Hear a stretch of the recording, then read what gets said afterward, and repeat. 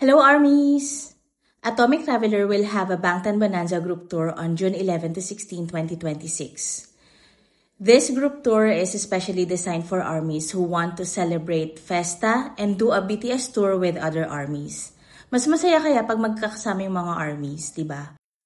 The package includes flights, hotel accommodation, 1 night in Gangwon and 3 nights in Seoul.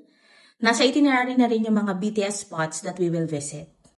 May 2 free days na rin dun sa itinerary. Yung isang araw doon ay yung Festa, dahil for sure may Festa celebration sa June 13. Or malay natin may ibang ganap kagaya last Festa, diba? Which is Hot's Encore din pala.